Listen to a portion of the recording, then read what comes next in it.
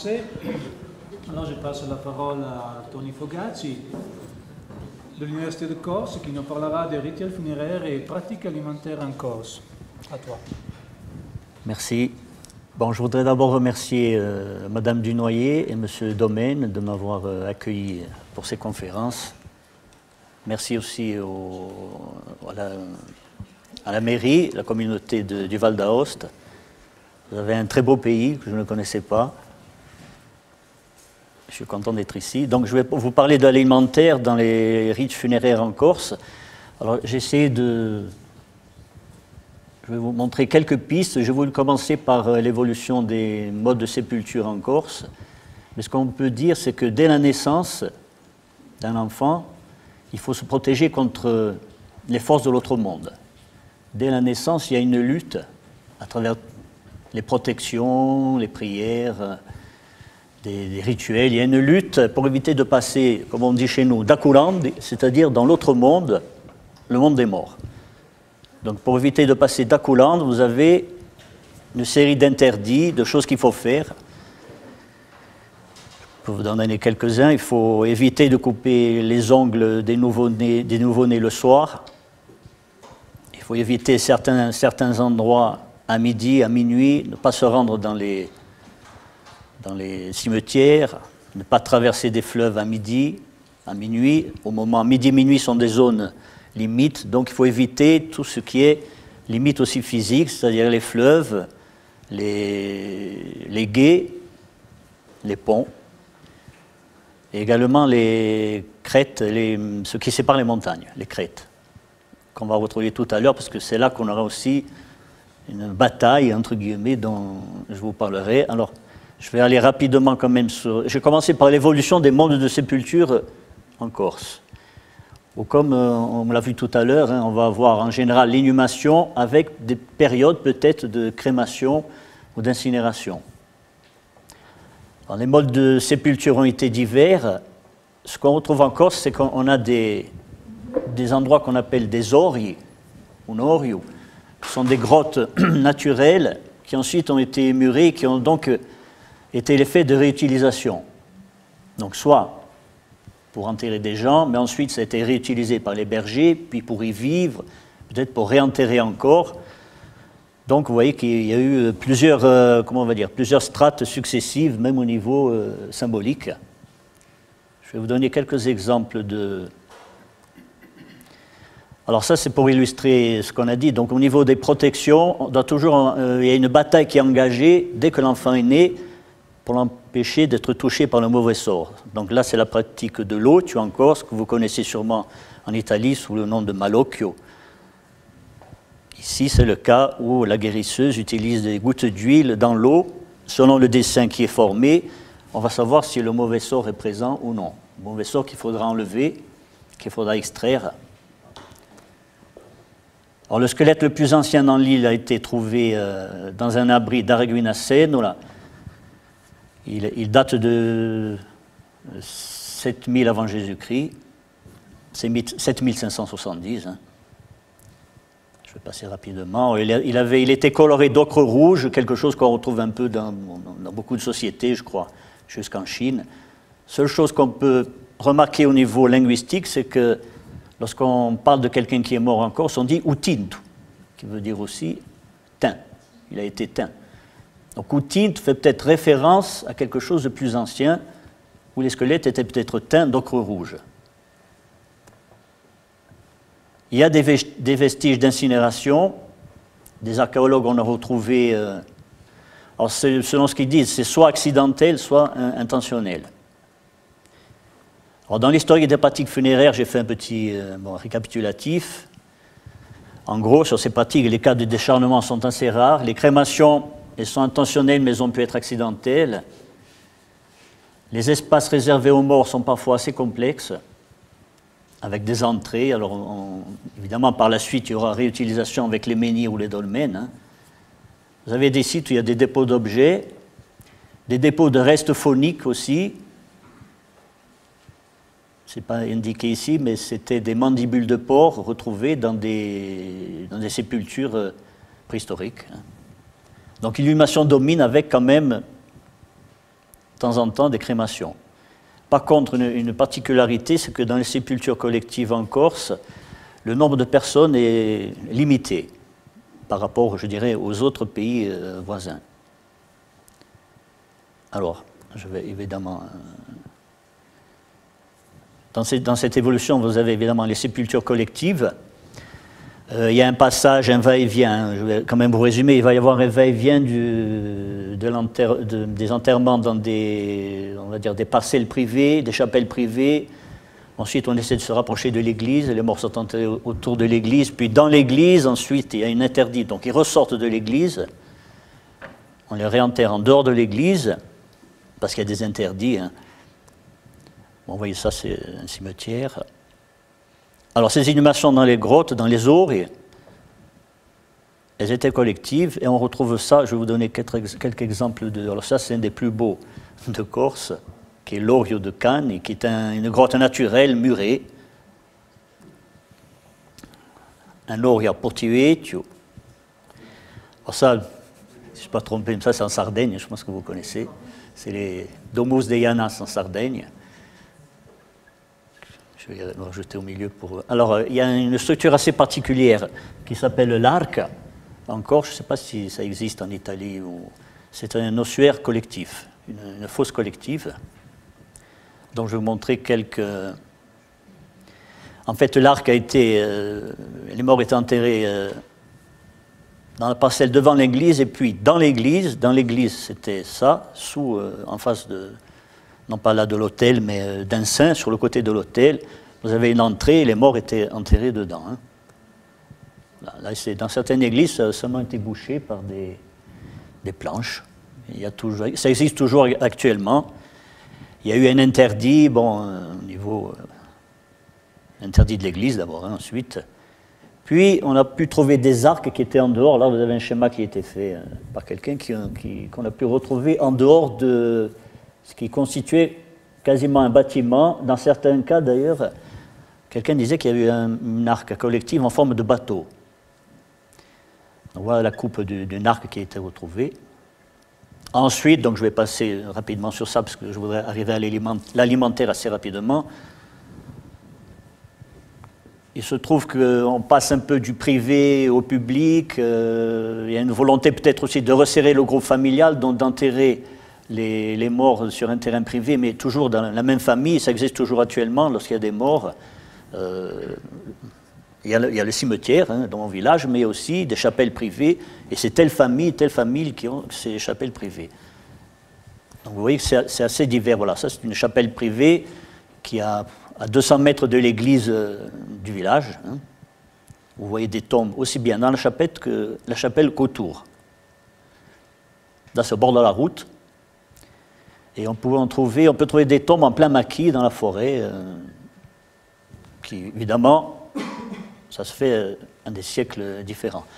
Donc la représentation de la mort est très importante. Dès le départ, on dit Akimor et Terrados. Donc vous voyez, on entre bien dans le cycle, les 3 cycles qui sont indiqués dans les rites de passage, la séparation, marginalisation, l'intégration dans un nouveau statut.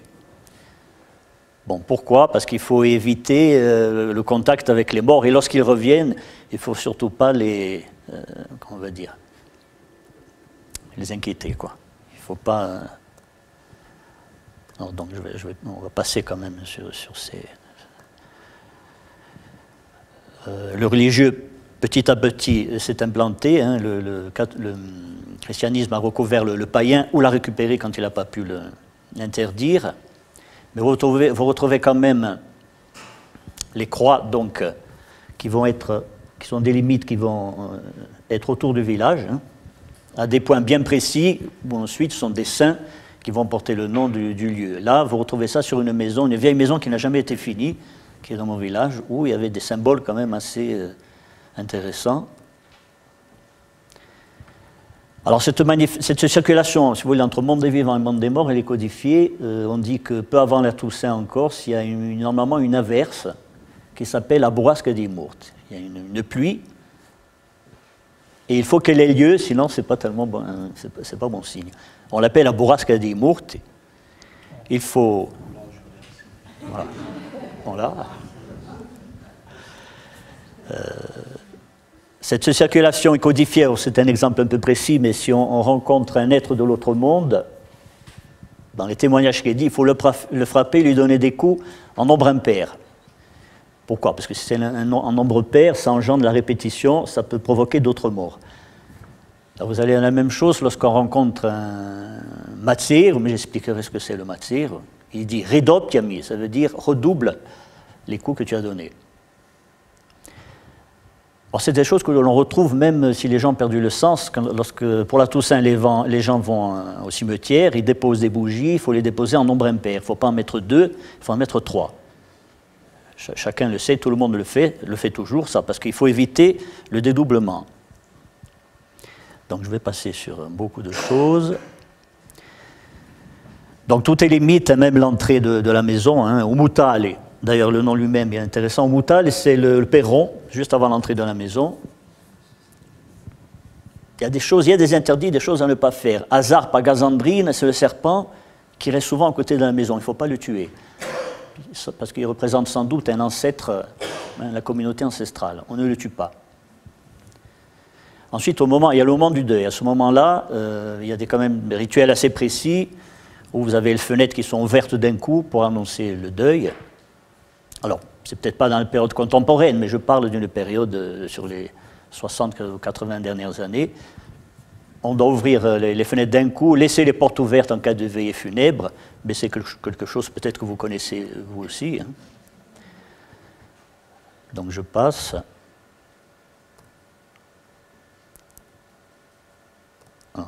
Je vais arriver au personnage. Alors, avant de parler de l'alimentaire, juste 2 minutes, si je suis toujours dans les temps. Encore, s'il y a un personnage intéressant qui est une personne vivant dans la communauté, hein, qu'on appelle le matzir, c'est quelqu'un qui voit ce qui va se passer. Il rêve d'une chasse, alors éveillé ou non, ou même quand il dort la nuit, il rêve d'une chasse, il tue un animal, souvent un sanglier, bien sûr, ça peut être une chèvre.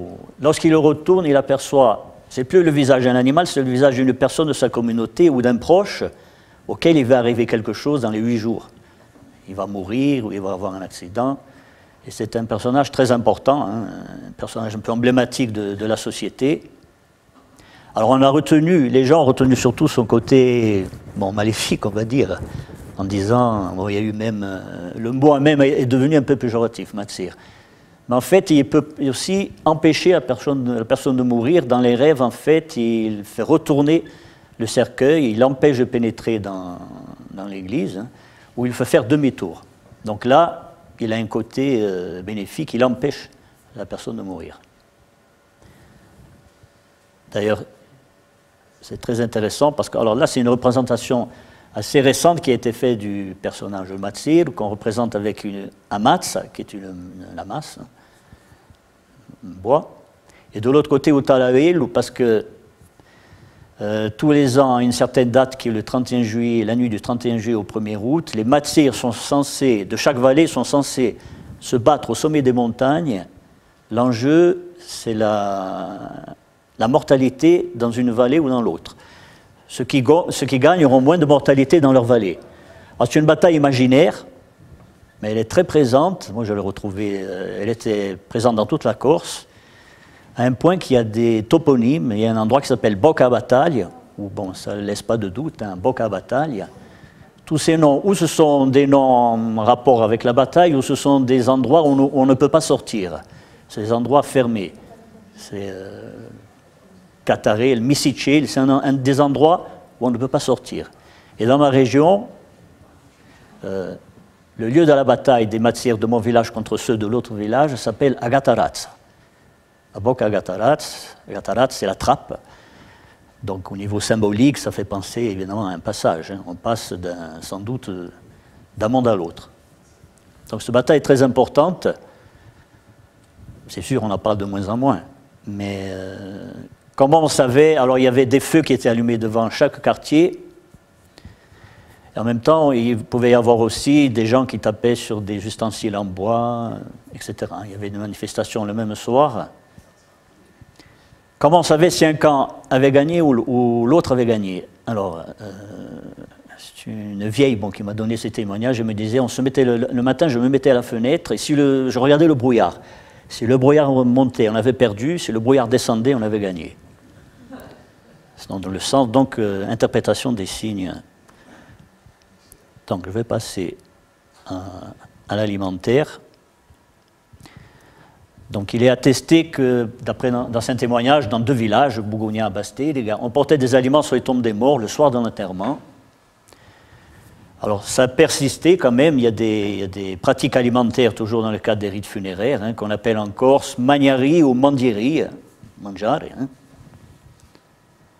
On a retrouvé, d'ailleurs, je vous l'ai dit, des ossements d'animaux dans les sépultures.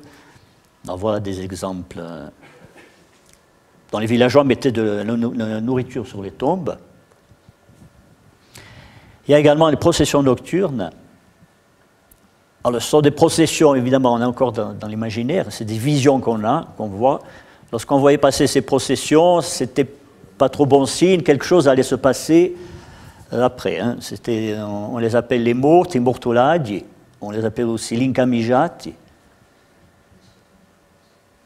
En fait, c'est comme c'est un enterrement qui se déroule, on transporte un cercueil, mais c'est fictif. C'est le type du double enterrement, c'est-à-dire qu'une semaine après, il se passe vraiment quelque chose. Hein. Alors, dans ces histoires, on a aussi, pour aller rapidement, on a aussi des bandes d'animaux. Souvent, c'est des bandes de porcs. Et ce sont des porcs rouges, c'est pas bon signe, d'où l'expression en Corse, intrim in di porcheros, on rentre dans les difficultés, si on rentre dans les porcheros. Alors pour évoquer les rituels aussi qu'il faut faire en faveur des morts, il y avait évidemment laisser à manger sur les tables le soir alors dans la nuit du 1er au 2, laisser à manger sur les tables, pas de couteau, pas de fourchette, ça pourrait blesser les morts, mais aussi laisser des ustensiles avec de l'eau. Et dans un des contes de Ortuli, qui date quand même de 1800 et quelques, hein, il a recueilli un conte qui s'appelle La bourrasque des morts, où, je ne vais pas noter ici, où un homme oublie de laisser un récipient rempli d'eau sur le bord de la fenêtre. Alors, arrive donc immédiatement une procession de morts qu'on appelle aussi a squadra, et d'ailleurs même qu'on appelle la squadra d'Arozza, on ne sait pas trop d'où vient ce nom. Alors c'est assez particulier, hein. Pour se protéger de la squadre, il faut se mettre en général dos au mur, avec un stylet, le couteau traditionnel, entre les dents. Donc là, le fer est protection. Le stylet entre les dents, pointe tournée vers la procession des morts. Donc oui, c'est des choses assez... 5 minutes, on va y arriver. Alors donc... Je vous raconte rapidement ce qui s'est passé. Le marchand d'Olmich avait oublié de mettre donc les ustensiles d'eau et tazzone sur les fenêtres, et donc la procession est arrivée. Il ne faut rien accepter de la procession, parce qu'en général, si vous donnez un objet à un cierge, c'est un cierge qui se transforme en bras d'enfant. Pour conjurer le mauvais sort, 3 jours après, il faut faire la même chose, lui rendre le bras d'enfant et vous redonne un cierge. Donc ça, c'est particulier. Alors je vais venir quand même sur l'alimentaire. Attesté évidemment au niveau préhistorique aussi. Hein. Donc, grand repas funèbre, comme on a vu tout à l'heure, réservé souvent aux gens qui venaient de loin, étrangers au village, mais surtout les chanteurs. Donc, une chose qu'on a remarqué, qui revient souvent, c'est que tout doit être fini. Du repas funéraire, des mets funéraires, il ne faut rien laisser. S'il reste quelque chose, il faut distribuer aux voisins. De la même manière, les fossoyeurs qui font la tombe au cimetière ne doivent rien ramener, que ce soit le vin ou ce qu'ils ont mangé, il faut tout finir. Il y a une idée de totalité. Hein.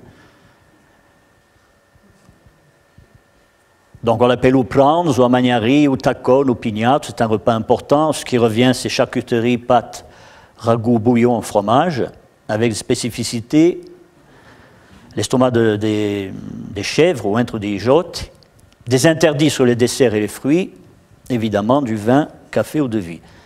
Alors, à Chamanach, vous avez des spécialités, les tripes, le repas funèbre. Alors aujourd'hui, c'est un peu disparu, il reste ce qu'on appelle donc ugunfurtu. On appelle ça ugunfurtu, c'est le café après l'enterrement dans les villages.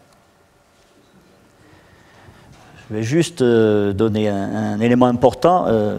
Christian en a parlé tout à l'heure. On a retrouvé des testaments du XVIe et XVIIe qui évoquent un terme, honor impani carne, où le testateur se léguait pour sa mort, parfois même un veau. Donc c'est du pain, de la viande bovine pour son repas de funérailles. Donc il se lègue quelque chose d'assez important. Un veau. Au Gonfort, en général, donc, c'est charcuterie, fromage et du vin. Alors c'est plus court que le repas funéraire.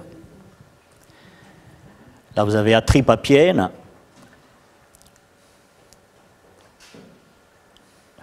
L'haricot. Au Gonfort est devenu une légère collation lors de la veillée. Alors, est-ce que c'est une réincorporation symbolique du mort? Bon, là, c'est toute une interprétation qui doit être faite. Il y a eu quelque chose aussi qui sera fouillé, c'est une analogie entre le foulage des vendanges et en lien avec la mort. Là, ça serait bon à chercher, oui, puisqu'avant le raisin on le faisait avec les pieds pour obtenir du vin. Donc novembre au début, c'est un mois très important. Bon, vous savez qu'en Sardaigne, ça s'appelle Sant'Andri, c'est tout le mois entier qui s'appelle Sant'Andri, en Galour, en Sardaigne. Les morts retrouvent leur espace, il faut préparer leur arrivée avec des fruits secs, des denrées qui sont laissées sur la table. Voilà ce qui est fait pour les repas funèbres. Donc là, ce sont des châtaignes grillées, mis sur une table pour les défunts lorsqu'ils vont retourner. Là, c'est une dame qui doit poser un seau d'eau, vous voyez, qui fait une prière le soir de la Toussaint. Là, ce sont des châtaignes grillées, du vin. Il y a une grande variété, alors il faut que je sois très rapide, une grande variété au niveau de... Alors cet alimentaire, il est resté. Je crois moi aussi que c'est une persistance. Il est resté. Il est très varié selon les régions. Il y a beaucoup de choses. On appelle l'ingranellate, chaussons farcis, biscotto di murto, pan di murto. Asalviate, alors la Bastia, c'est particulier. Asalviate est une pâtisserie en forme de S. Certains disent que c'est salvia, c'est la sauge, et peut-être c'est le S de sauge. Certains pensent autre chose. Ça peut être mort-renaissance, c'est la spirale en quelque sorte. Bon, voilà, donc je vous donne quelques exemples pour finir. Donc le chausson à la courge, à tsouk. On peut avoir aussi des raisins secs, la préparation dans le four. Les gens se retrouvent donc et préparent ensemble. Ça donne lieu à des retrouvailles dans le village, où ils préparent les vastelli, qui sont faites dans le four. Il y avait aussi un usage, c'était d'offrir à ceux qui étaient pauvres de village, on l'appelait garita, c'était de leur offrir quelque chose aussi, leur offrir au biscotto di murti. Voilà, ça c'est ce qui était distribué aux pauvres. Alors, vous voyez, il y a plusieurs, je vais pas... Il y a des variétés sur les noms et sur ce qu'on appelle le pain des morts, beaucoup de noms. Bon, je vais donc terminer, parce que là, ça ne concerne pas trop l'alimentaire. Je vais finir par ce que j'ai mis à la fin. Non, c'est pas ça.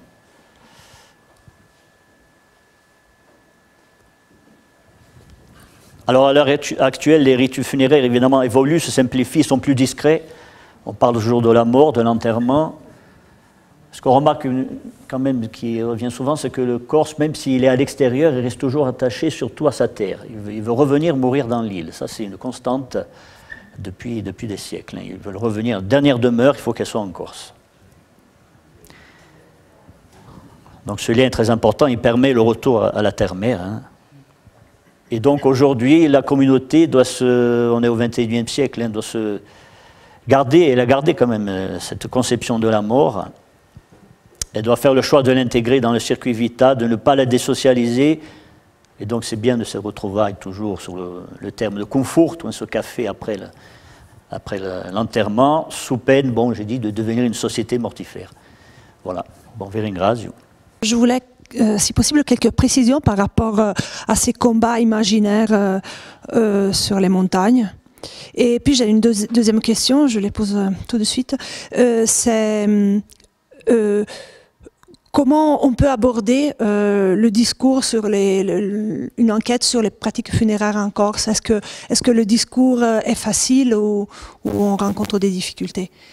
Et si vous souhaitez parler en Corse, on aura tous la possibilité d'entendre un peu de votre langue. I battaglie è un affare che mi ha interessato assai. Ho avuto parecchie testimonianze in paese. Mi dicevano si passano in Deasira dal 31 di luglio al 1 d'agosto. È una data importante dal punto di vista simbolico e un momento lo faccio assai caldo, c'è a Capitana, le canicule. Certa gente anche diventavano un po' scemo a sapere qui. Queste battaglie sono assai importanti, si ritrovano in tutta la Corsica. Allora, lo scopo è la mortalità. Meno morto, più morto, meno morti in dell'annata. C'era assai rituale, a sera stessa si faceva un fuoco in ogni quartiere. Allora, c'è due affari. C'è so che dicevano, facciano su fuoco e così i mazzeri non entrano mica in paese. E altri dicevano al contrario, si fuoco permette ai mazzeri di rigenerarsi di nuovo. C'est per me una rigenerazione. E ho una testimonianza in due dice, uno dice, quando facciamo il fuoco dei mazzeri, dice, a sera, Babone veniva per accendere la pipa al fuoco. Il Babone che era morto, veniva per accendere la pipa al fuoco. Dunque, penso che qui c'è una relazione in cui l'antenato è assai forte. L'antenato non è mica morto, l'antico, l'antenato, non è mica morto, fa parte di una comunità, rappresenta la comunità mitica paesana. E questi luoghi dove ci sono i battaglie sono creste di montagne, sono i bocchi, sono limiti politici tra i piedi.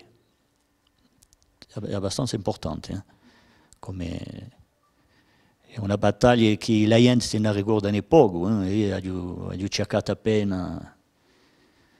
E si dice che si battono, allora, questo è importante. Avete capito? Si dice che si battono con l'armi dei mazzeri sono, ammazza, ma qui sono i talavelli, vale a dire la sfodella. Si battono con tiroli di talavelli, si battono con dei tige da sfodella.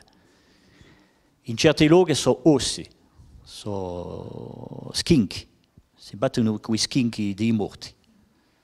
È una battaglia immaginaria, ma è talmente presente che penso che era una data assai importante e che era un rito che forse si è perso o è diventato immaginario, non si sa mica troppo, ma in tutto caso il Mazzeri è un personaggio importante.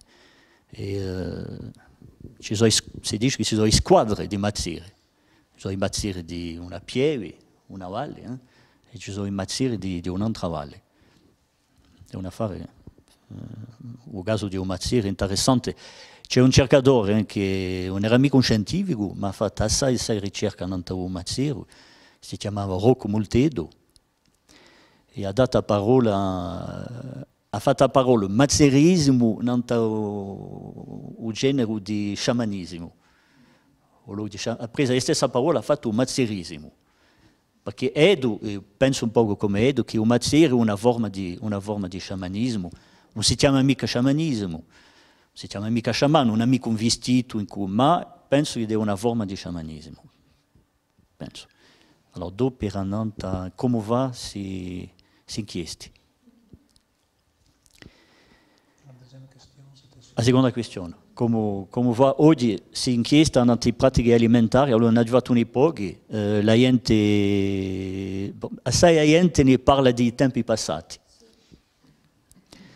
Ma ci sono i vestighi, penso che si può fare, ci sono i vestighi, come si può dire, un conforto, ciò che si fa oggi.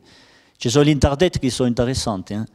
Un marito di una donna incinta non deve mica toccare a gascia in un intaro, non c'è mica mischiato, penso che non c'è mica mischiato nascita e morte.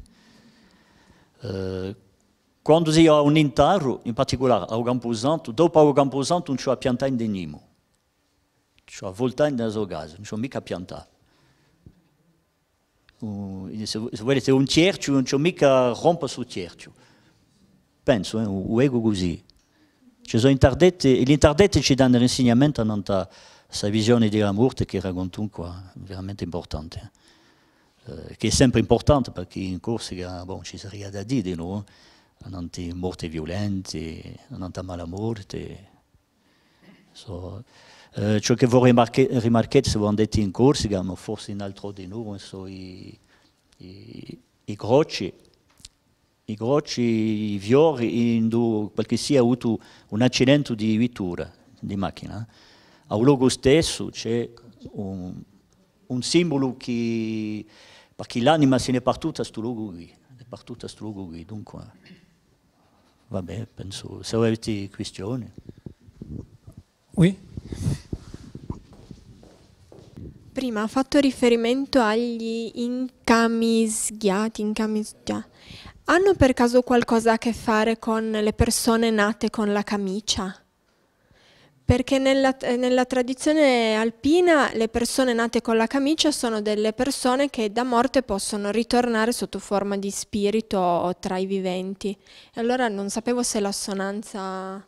Allora, non so mica esattamente per chi si chiamano, ma forse c'è una relazione. La camicia è il placenta. C'è un affare interessante perché anche un vocabolario in Corsica il placenta si chiama asigonda. C'è un'idea qui, una visione abbastanza forte c'era in Corsica per morte c'era affare particolare di noi per i citeli morti senza battesimo era interrate a parte. Certe volte vicino a una viga. L'incamiciata, allora, Rocco Moltedo, che è quello che ha fatto ricerca, allora, qui è interessante perché forse voi conoscete, ha fatto un paragone, c'è le mazzere, c'è qualcosa che si assomiglia, sono le benandanti del Friuli, non ci sono le battaglie annuali, alle 4 tempore. Come in Corsica, e appunto ho violato un film, parlano di quelli che sono nati, come dicono, con la camicia, sono nati con la camicia. Ho visto un film fatto da una donna che si chiama, non so più, se vede qualche sì che ha visto la morte di suo babone, ha visto un spirale dopo era voltato. La storia ha registrato un'epoca, ha parecchi. Oggi se ne sente quasi più, ma nell'immaginario c'è un'importanza veramente di queste storie qui, veramente importante. Penso che qui c'è qualcosa da scavare. Yeah. Alors une petite question de ma part aussi, mais là les choses vont encore se compliquer. La Murosai sur le Tzapal, Fure di Chimicheo sont pliés encore de nos heures. Les chapelles sont encore employées de nos jours. Les chapelles que vous disiez de nos jours, oui. Les enterrements. Oui. Chapelle privée, oui, l'enterrement, l'intero di ogni, se non c'è la messa si fa la chiesa, in chiesa, e dopo si rivede a interrare a cappella privata, c'è sai cappella privata, sui figlioletti. Stand du cimetière. Oui, des stands du cimetière, oui. Sono luoghi. Io ci sarebbe uno studio davanti a tutte le tombe private, ho visto una tomba e ho scontrato andando a caccia. Beh, una tomba vicina a un fiume. C'è un fiume, una tomba lontano dal paese, c'è 2 chilometri. E ho trovato forse in un luogo, ho trovato forse tombe antiche, dove c'è solo una pietra che risorte così. Si sente?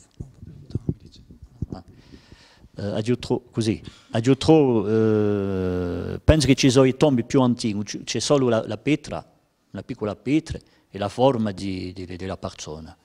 Questo penso sono più antichi, sono luoghi privati, questi di noi. lontani dal paese, certe volte. Allora ci vorrei a fare un studio, per vera. Et on a déjà 2 sujets nouveaux à étudier, alors E ci vorrei continuare. il faut qu'on s'engage. Bien, d'autres interventions? Oui, Christiane, encore? La question des combats sur les montagnes, on a beaucoup de toponymes, plan de la Bonne à Mort, plan de la bataille, et après quelqu'un pourra en citer des autres. Et là aussi, il s'agit de combats imaginaires. Imaginaires ou pas imaginaires, légendaires, on ne sait pas, parfois c'est plus ou moins, mais je pense par exemple au plan de la bataille, le plan des débats, ouais, juste, voulons dire le plan des débats sous le mont Chaligne, et là c'est un combat entre les communautés de Gignot et la paroisse d'Exenay qui se sont affrontées, mais voilà, après, ouais, ça a l'air... Oui, il faut chercher. Ça me rappelle quelque chose, un détail souvent, bon, dans les rencontres qu'on fait. Quelqu'un me disait que son père lui avait dit, donc il était âgé, lui avait dit, alors l'endroit où il y a eu la bataille des Matsir, dans ma région, c'est à Gatarazza, Boca Gatarazza. Et un soir, le vieux, il dit ah, ce soir, je ne pourrai pas venir, j'ai rendez-vous avec un tel à Boca Gatarazza.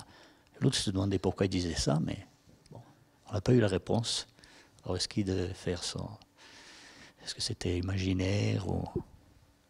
Mais non de lieu, là, c'est très important. Ce qu'on peut dire... alors, forse i luoghi guidi a battaglie in cui ci sono stati conflitti tra le comunità paesane.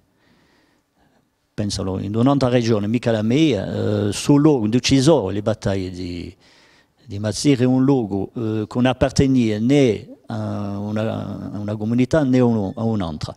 E c'erano i conflitti in questo luogo qui.